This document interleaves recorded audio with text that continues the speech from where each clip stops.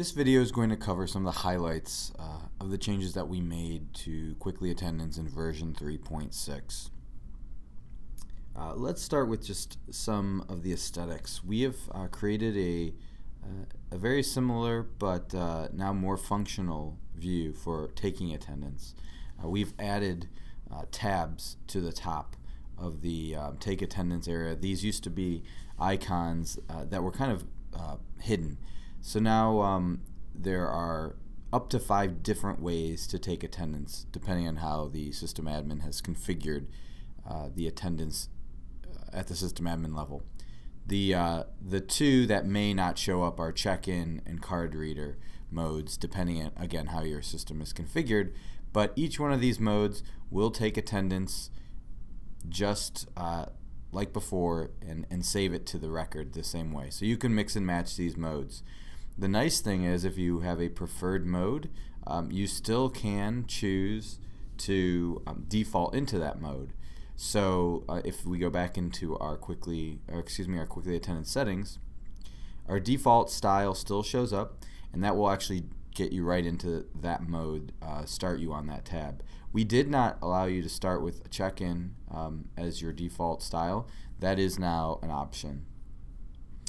So if you prefer to always use student check-in as your method of taking attendance, I'm going to save my settings here, and we'll go back to take attendance, and I will always start on the check-in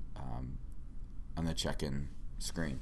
So while we're here, another thing that we've added is the ability to give a check-in session a title. This was a major request by schools across the world, so we got that added in version 3.6 as well.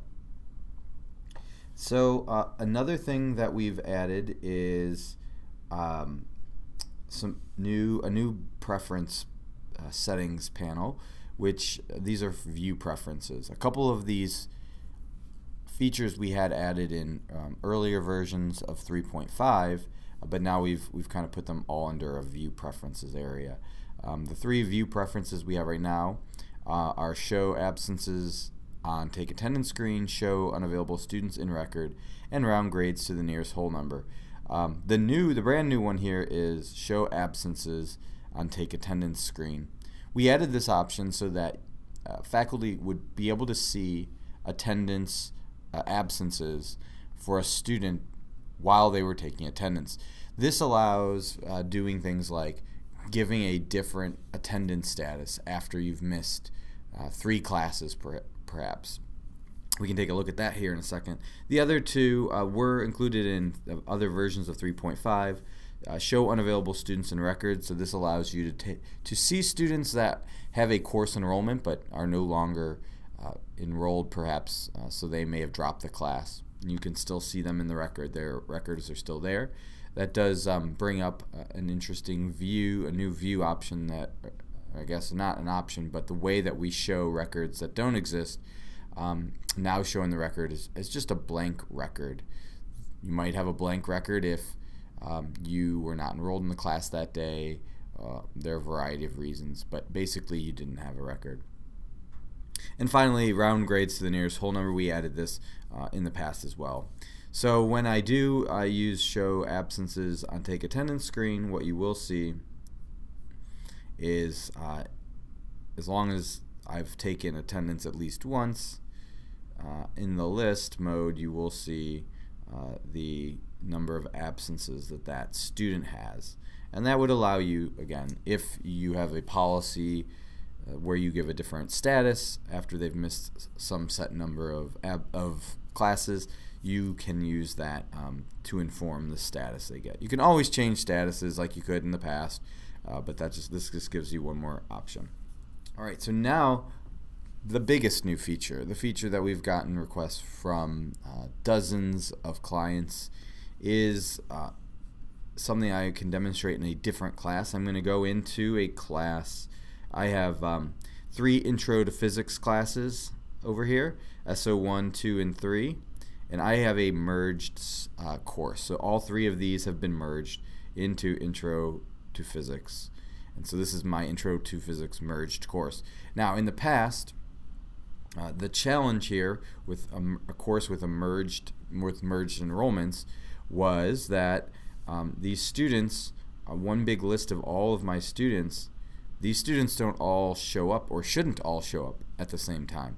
So in this class, I'm simulating 3 different sections. One section meets on Monday, Wednesday, Fridays at, I believe, 9 a.m. The next is Monday, Wednesday, Friday at 11 a.m. And then the third section actually meets Tuesday, Thursdays. I have this new 4-section selection here. So what this allows me to do is choose which section I am taking attendance for.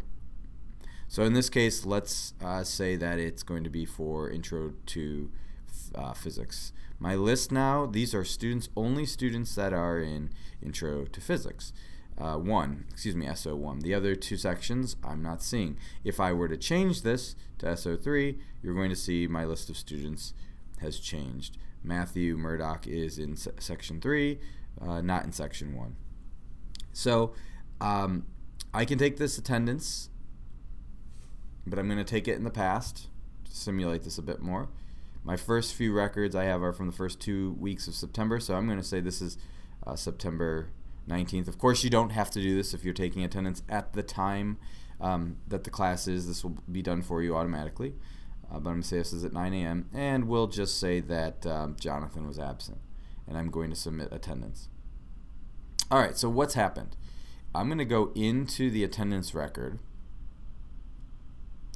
and you're going to see some things that might look a little strange. First, you're seeing a lot of these blank records. This indicates that there are no records for that day for that student. Right now, we are looking at all sections. This tab right here shows that I'm looking at all sections. What I want to do for our demonstration here is I want to look at that first section. So this was the section I just took attendance for. And what you're going to see is pretty much here is full records. So this is all the students in section 1 grouped out, and I can go through the record just like normal. So here was the September 19th, the record I just took. We can also see the records for the other sections as well. So here's SO2, same days, because these were both Monday, Wednesday, Friday classes, but they were at different times. So these records are actually slightly different. The September 5th date is going to be different from the September 5th date here. They're actually different records. And you can see that if we go back to all sections. Here's September 5th, the 2 different September 5ths. And the records are only going to be relevant to the students that are in that section. That also means their calculations are based on that too. So their grades are based on the days that they should be there, not based on every time I took attendance for this entire course. Finally, let's look at SO3. You'll see, this is again, I mentioned a Tuesday, Thursday class. I only have, in the first 2 weeks, I've only taken attendance 4 times. But as we would expect, this course is out of 100 points. Here's Anthony Stark. He has missed 1 of those 4 classes, so he has a 75%. Same with Bruce Wayne. Everyone else has been there 100% of the time. So the points are going to be calculated based on the number of times the student should have been in class, not every time that, every one of these records. So how does this actually work? How does this setup work? I'm going to jump into settings for a minute. When you set up attendance for the first time, or you can of course change this later, if you have either course sections or groups in your course, which we'll talk about in a minute, course, but in this case I used course sections, I'm going to see this new section at the top, and that is how the students are grouped. By default, you're still going to use single list. But if you want to split your you want to split your course out by section, simply select by course section, and your course will be split out by section. If instead you want to split out by course groups, you can use the course groups. You cannot split them out both ways in one single course. This is not tied to the system level. This can be done differently in different courses. One thing I want to point out about grading is that If you use by course section or by course groups, you must use total points or no grade center column if you want to, basically for grading. Now, the reason is it has to do with the way the grade center works. The grade center column that is being maintained must be out of a total number of the same number of points for every student.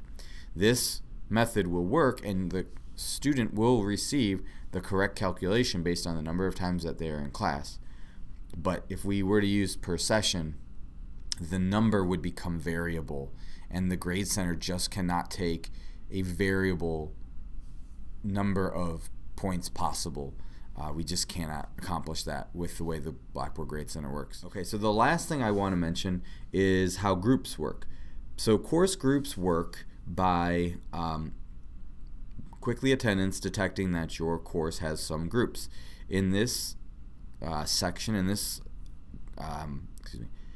course, I have 3 groups, and I have enrolled students into it. The groups can be available or unavailable. So if you're just grouping students so that you know which course they're actually in, that will work just fine. And they will be sectioned out by group.